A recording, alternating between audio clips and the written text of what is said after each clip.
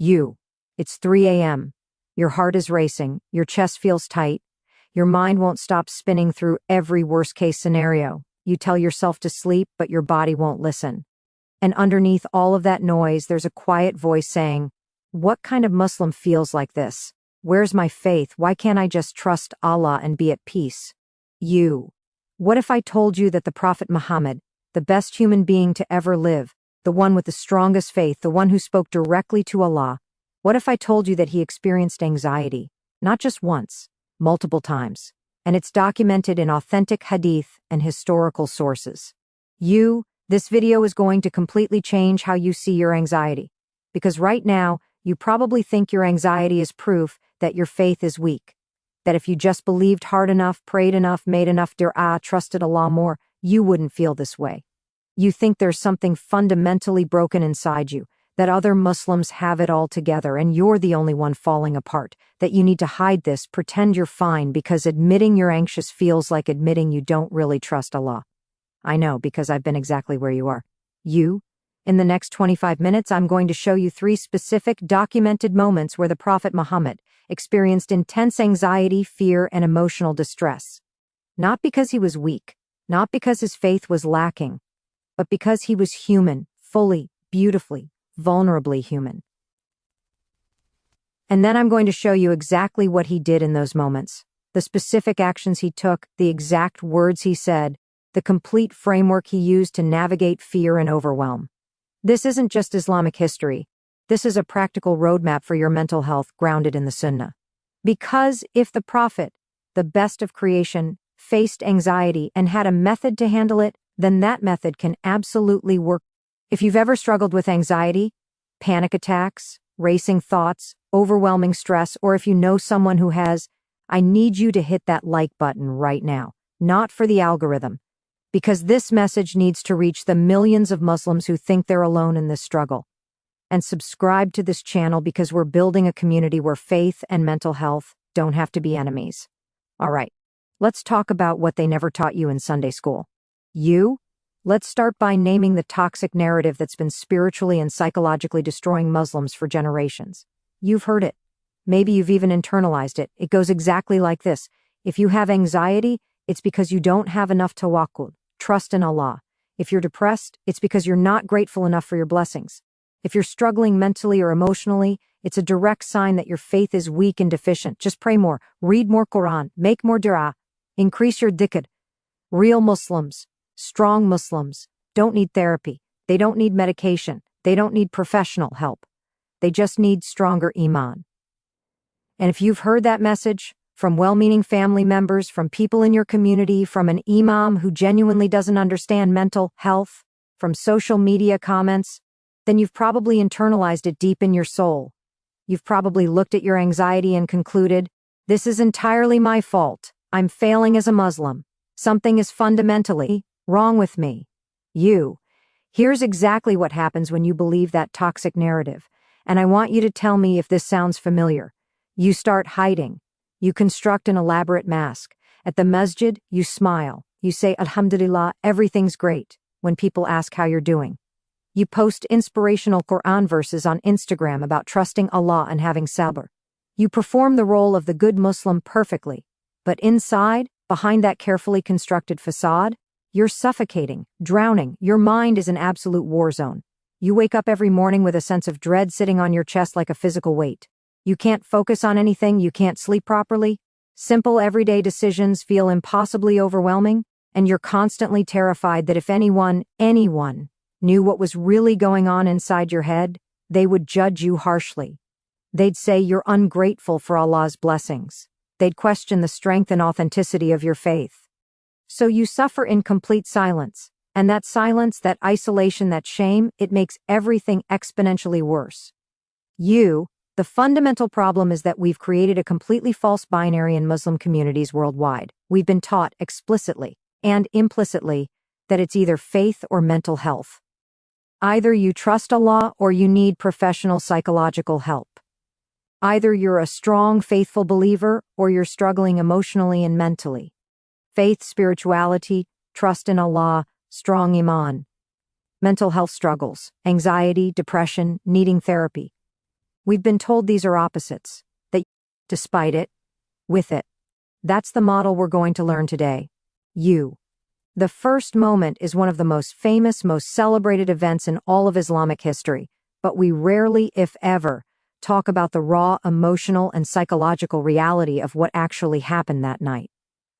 The Prophet Muhammad is 40 years old. For years now, he's been regularly retreating to the cave of Hira, a small, isolated cave in the mountains outside Mecca, to meditate, to contemplate, to escape the moral corruption and spiritual emptiness of Meccan society, to seek truth and meaning. He's searching for answers to life's deepest questions. And then one night, the night that will change human history forever, something unprecedented happens. The angel Jibril appears to him in the cave. And this isn't a peaceful, gentle, comforting, mystical experience. Jibril suddenly grabs him, squeezes him so intensely, so hard that he cannot breathe at all, and commands, "Iqra, read." The prophet, gasping, says, "I cannot read, I'm not literate." The angel squeezes him again, even harder this time, crushing his chest. "Iqra," again the prophet says, "I cannot read." A third time Jibril squeezes him with overwhelming force, and then the angel recites the very first verses of divine revelation that would become the Quran. "Read in the name of your Lord who created man from a clinging substance. Read, and your Lord is the most generous." And then Jibril disappears, vanishes, leaves the prophet completely alone in that dark cave. Now what does the Prophet Muhammad do immediately after this overwhelming, terrifying, completely unprecedented experience? Does he calmly, peacefully walk home? Does he feel spiritually elevated and serene? Does he immediately understand with clarity that this was divine revelation from Allah? No, he runs. He's absolutely terrified. His heart is pounding violently. He's shaking uncontrollably. And when he finally reaches home to his beloved wife Khadijah, he's trembling so badly he can barely speak. And he says to her, and this is narrated directly in Sahih Bukhari, the most authentic hadith collection, "Zamiluni, Zamiluni, wrap me up, lakad kashitu ala nafsi, I fear for myself." Sahih Bukhari Hadith 3, let that penetrate for a moment. And Khadijah, may Allah be pleased with her, may He elevate her rank in Jannah, her response is absolutely perfect. It's the model for how we should support people who are struggling. She doesn't say, "Why are you scared? You should have more faith. Don't you trust Allah?" She doesn't minimize his feelings or spiritually bypass his emotional reality. She doesn't lecture him about tawakkul. Instead, she immediately wraps him in a blanket. She holds him. She comforts him physically and emotionally. She validates his feelings completely. She lets him be vulnerable. She creates safety.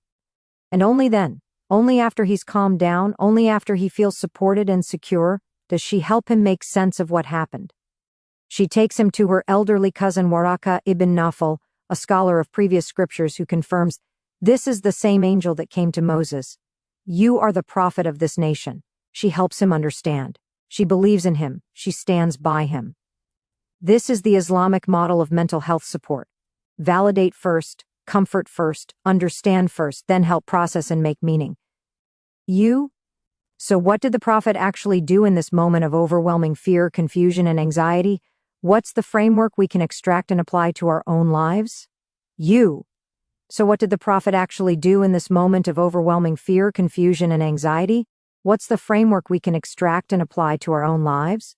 Action 2, he immediately sought comfort and support from someone he trusted deeply. He went straight to Khadijah. He let her hold him. He accepted her care and comfort. He allowed himself to be vulnerable with another human being. You are not meant to carry everything alone. Allah created us as social beings who need connection, especially during crisis. Action 3, he continued forward despite the fear. After he calmed down, after Khadijah reassured him, after Waraka confirmed this was prophetic revelation from Allah, the prophet didn't quit. He didn't let the fear paralyze him permanently. He didn't say, "This is too scary, I can't do this." He stepped into his mission. He moved forward. The fear didn't stop him. It simply walked alongside him. The second documented moment happens 10 years into the prophet's prophetic mission. He's been preaching Islam, calling people to monotheism and justice, for an entire decade. He's faced constant rejection, brutal persecution, physical abuse, social boycott, death threats. But through all of that, he's had two people who anchored him, who gave him strength to continue. His wife Khadija, the first person to believe in him when no one else would. His emotional support, his confidant, his best friend, his spiritual companion, his partner in every sense. The woman who wrapped him in a blanket when he was terrified. The woman who believed in his message before anyone else. And his uncle Abu Talib, the man who protected him from the Quraysh tribe who wanted to kill him, the man who shielded him politically and socially even though he never accepted Islam himself. His guardian, his protector, his defender. And then within just a few months of each other, they both die. First Khadija passes away, and then Abu Talib dies shortly after. The two people who made his life bearable, gone, within weeks. This year is known in Islamic history as Am al-Huzn, not the year of tests, not the year of trials, not the year of patience, the year of sorrow. Huzn, deep, aching, profound grief. Because that's what the Prophet felt. That's what he experienced, devastating, heartbreaking sorrow. There are narrations where the Prophet describes this period of his life. He talks about how the pain of loss affected him so deeply that it impacted him physically. He felt weak, vulnerable, exposed, alone in a way he had never experienced before. And here's the part that should fundamentally change how we view grief and emotional pain in Islam. The Prophet Muhammad cried, openly, in front of people. He mourned, he grieved, he didn't suppress his emotions and perform stoic strength. He didn't say, I need to be strong for everyone else. He didn't spiritually bypass his pain by saying, Alhamdulillah, they were in a better place now. Everything's fine, I trust Allah's plan. He trusted Allah's plan completely and he grieved deeply, because grief is not the opposite of faith. Grief is not evidence of weak tawakkul. Grief is love persisting after loss. Grief is the price we pay for having loved someone deeply. And Allah made us capable of love, which means He made us capable of grief. When the Prophet later lost his infant son Ibrahim, he cried. Tears streamed down his face, and when some companions expressed surprise, he said, The eye sheds tears and the heart grieves, but we only say what pleases our Lord. O Ibrahim, we are grieved by your separation.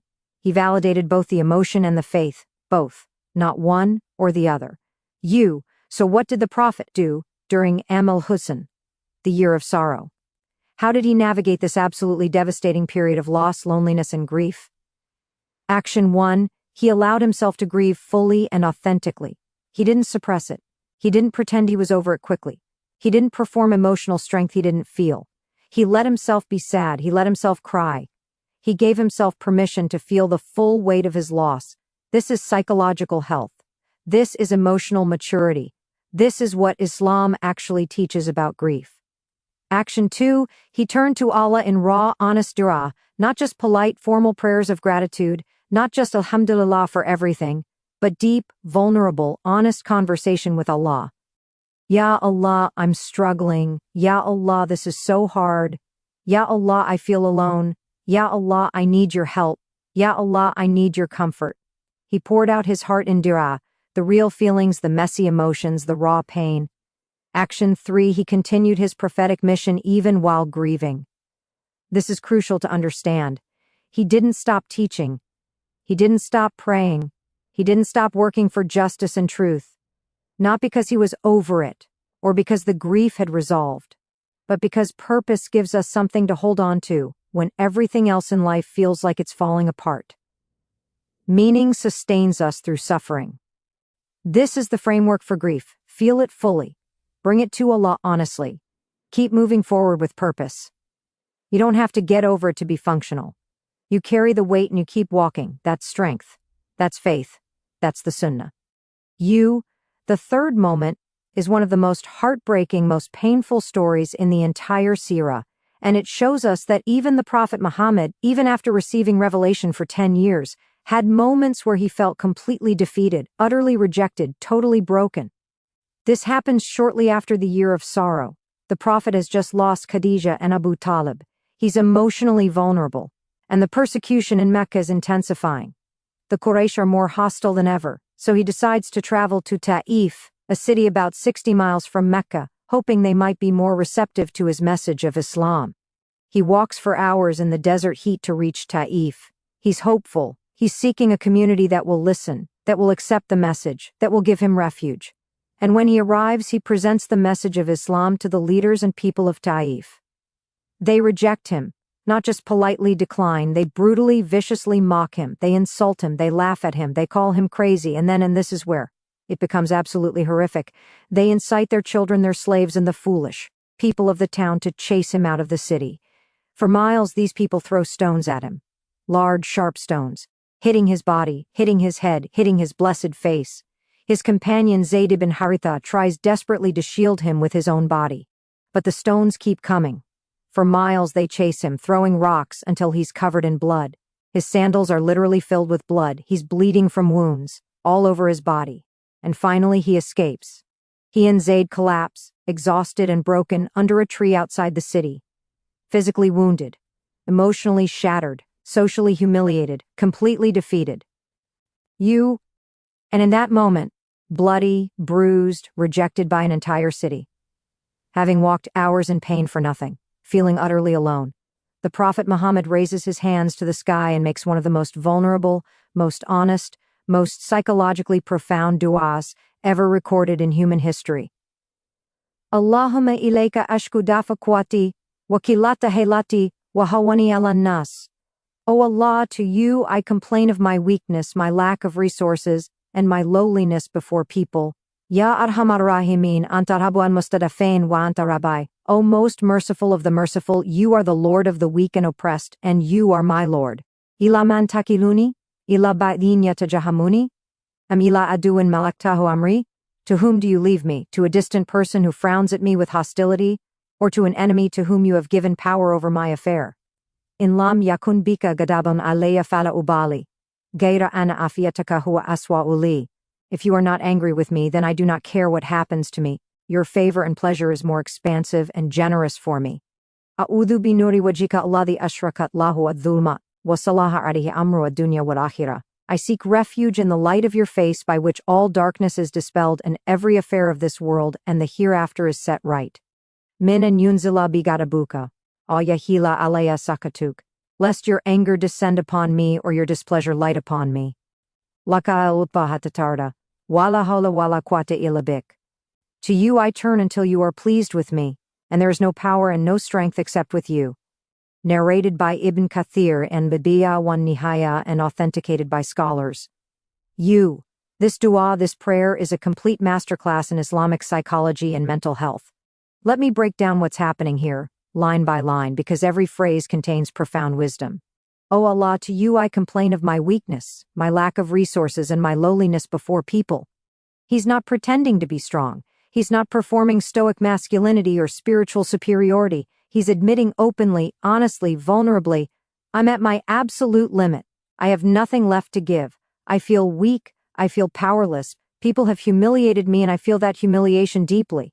This is radical honesty with Allah. This is bringing your full, messy, broken humanity to your Creator without shame. O most merciful, you are the Lord of the weak and you are my Lord. He's reminding himself of Allah's fundamental nature, mercy, and he's identifying himself not as strong, not as successful, not as powerful, but as weak.